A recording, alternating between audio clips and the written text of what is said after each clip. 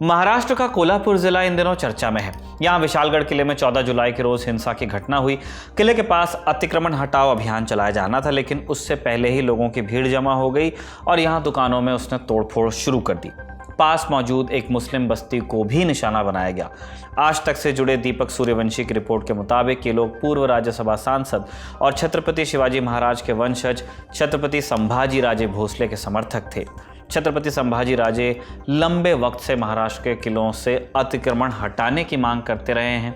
विशालगढ़ किले को लेकर छत्रपति संभाजी राजे का विशेष आग्रह इसलिए है क्योंकि इस किले का छत्रपति शिवाजी महाराज से गहरा संबंध है। इसी किले ने एक बार मुसीबत के वक्त उनको पनाह दी थी। विशालगढ़ का शिवाजी से क्या संबंध है, क्या है इस किले का इतिहास?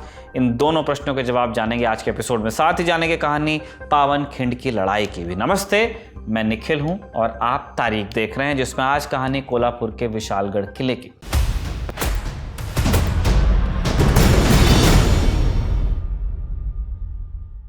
शुरुआत करते हैं 1659 से।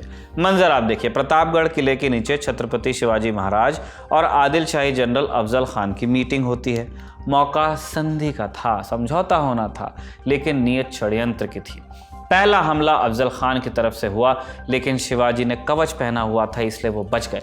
इसके बाद वो निकालते हैं अपना बाघ नख और एक ही बार में अफजल खान का पेट चीर डालते हैं। इसके बाद मराठा और आदिल शाही फौज के बीच जंग होती है, जिसमें मराठा फौज जीतती है। अंत में अफजल खान का सिर शिवाजी की माता जीजाबाई के पास भेजा जाता है। यहाँ तक की कहानी बड़ी फेमस है, आप में से बहुत लोग जानते होंगे। अब देखिए कि इसके आगे क्या हुआ। अफजल खान की मौत से आदिल शाही को बड़ा झटका लगा, वहीं मराठा सेना का मोराल बूस्ट हुआ, हौसले बढ़ गए। शिवाजी शुरुआत से किला जीतने की कोशिश में लगे थे, इसलिए उन्होंने मौके का फायदा उठाकर बीजापुर से पन्हाड़ा के ताकतवर किले को भी जीत लिया। उधर अली आदिल शाह यानी बीजापुर के सुल्तान अफजल खान की मौत से भर्राए हुए थे। पन्हाड़ा हाथ से गया, ये जानकर उनका गुस्सा 7वें आसमान पर पहुंच गया। शिवाजी पर नकेल कसने के लिए उन्होंने फिर एक नए कमांडर की नियुक्ति की। इनका नाम था सिद्दी जौहर। सिद्दी यानी अफ्रीकी मूल के वो लोग जिन्हें गुलाम बनाकर बेचा जाता था। ये गुलाम भारत में सैनिक के रूप में भी भर्ती किए गए, मर्सनरी बने, फिर फौज का हिस्सा हुए और आगे चलकर ये कमांडर्स भी बने, हिंदुस्तान में बसे भी आगे। इन्होंने खुद की रियासत भी बनाई। 16वीं 17वीं सदी में दक्कन की राजनीति में इनका काफी दखल हुआ करता था।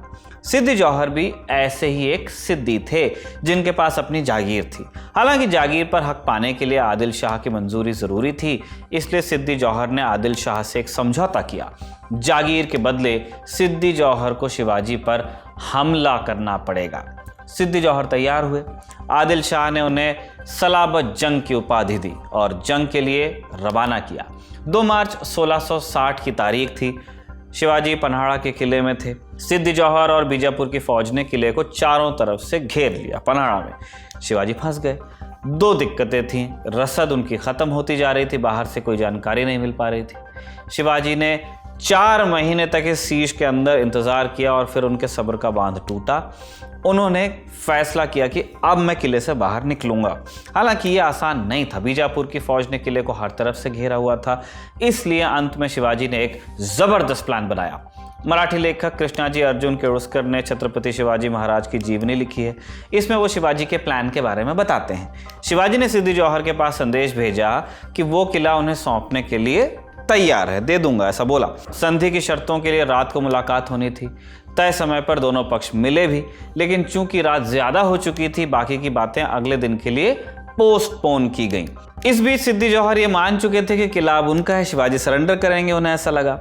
इस चक्कर में फौज ढीली पड़ गई और शिवाजी ने इसी का फायदा उठा लिया।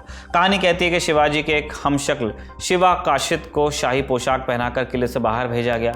उनके साथ फौज की एक टुकड़ी भी गई ताकि ऐसा लगे कि खुद शिवाजी किले से निकल रहे हैं, भाग रहे हैं। ऐसा ही हुआ भी। बीजापुर की फौज की एक बड़ी टुकड़ी शिवा काशिद के पीछे पड़ गई और उन्हें पकड़ भी लिया गया, लेकिन जब सैनिकों ने देखा कि ये शिवाजी नहीं है, वो सारा खेल समझ गए। शिवाजी किले से वास्तव में भाग निकले थे। किले से निकलकर उन्होंने खेलना का रास्ता पकड़ा। खेलना यानी विशालगढ़ का किला, जो मराठों के कब्जे में था। तब भी शिवाजी को उम्मीद थी कि वहां पहुंचकर वो नए सिरे से शक्ति संचय करेंगे। एक पहाड़ी रास्ते से होते हुए शिवाजी विशालगढ़ की ओर बढ़ते चले। दुश्मन उनके पीछे पीछे। शिवाजी के कमांडर बाजी प्रभु देशपांडे उनके साथ चल रहे थे।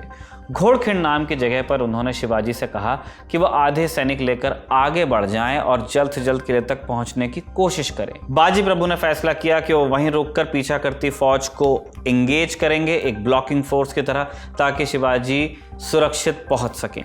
घोड़खिंड में ही इसके बाद एक लड़ाई होती है। कृष्णाजी अर्जुन किर्लोस्कर ने इस लड़ाई की तुलना बैटल ऑफ थर्मोपली से की है। बैटल ऑफ थर्मोपली ईसा से लगभग 480 साल पहले लड़ी गई थी, जिसमें एक तरफ था फारस का साम्राज्य और एक तरफ कुछ ग्रीक राज्यों का गठबंधन। पर्शिया और ग्रीक साम्राज्यों की लड़ाई है। फिल्म 300 आपको याद होगी, बैटल ऑफ थर्मोपली पे ही वो बेस्ड है। फिल्म की ही तरह बाजी प्रभु देशपांडे और उनके गिनती के सैनिकों ने घोड़खिंड में खुद से कहीं बड़ी फौज का सामना किया। घोड़खिंड में एक सकरे रास्ते के मुहाने पर खड़े होकर वो बीजापुर की फौज से तब तक लड़ते रहे जब तक उन्हें तोप के गोलों की आवाज़ सुनाई नहीं दी। तोप की आवाज़ सिग्नल थी। शिवाजी विशालगढ़ किले की सुरक्षा में दाखिल हो गए, इस बात की सूचना। इस बीच बाजी प्रभु देशपांडे और उनके सैनिकों ने लड़ते लड़ते वीरगति को प्राप्त किया। उनके बलिदान को याद रखने के लिए शिवाजी ने घोड़खिंड का नाम पावनखिंड रख दिया। आगे क्या हुआ? आदिल शाही फौज विशालगढ़ किले तक भी पहुंची, लेकिन इस किले को घेरना आसान नहीं था। बारिश की शुरुआत हो गई थी। ऐसे में आदिल शाही फौज ने वापस लौटने का फैसला किया। इस तरह विशालगढ़ किले ने शिवाजी के प्राणों की रक्षा की। इस प्रसंग और पावनखिंड की लड़ाई से आप विशालगढ़ किले का महत्व समझ सकते हैं। आगे बढ़ेंगे तो विशालगढ़ किले का मराठा इतिहास से एक और महत्वपूर्ण संबंध है, एक और घटना होती है। साल 1843 की बात है। ब्रिटिश ईस्ट इंडिया कंपनी तब कोल्हापुर में अपना एक पॉलिटिकल एजेंट नियुक्त कर चुकी थी। पॉलिटिकल एजेंट ने जब कोल्हापुर में ज़रूरत से ज़्यादा दखल देना शुरू किया, लोग विद्रोह के लिए खड़े हुए। विद्रोह की शुरुआत गढ़ यानी किलों से हुई थी। पन्हाड़ा किले में एक अंग्रेज कर्नल वांस को कैद कर लिया गया। इसके बाद ये विद्रोह और किलों में भी फैला। किले की रक्षा में मौजूद लोगों ने खुद को ही किले में कैद करना शुरू कर दिया। किलों पर कब्जा छुड़ाने के लिए ब्रिटिश फौज ने किलों पर हमला किया और इस दौरान बहुत से किलों को नुकसान भी पहुंचाया गया। इस घटना को गढ़करी विद्रोह के नाम से जाना जाता है। बहरहाल इन दोनों घटनाओं के चलते विशालगढ़ किले का सिर्फ मराठा इतिहास ही नहीं, भारत के इतिहास में भी काफ़ी महत्व है। इसी नोट पर आज के एपिसोड को कंक्लूड करते हैं। इसे कमल ने लिखा और विजय ने रिकॉर्ड किया। आप देखते रहिए दी लल्लन टॉप।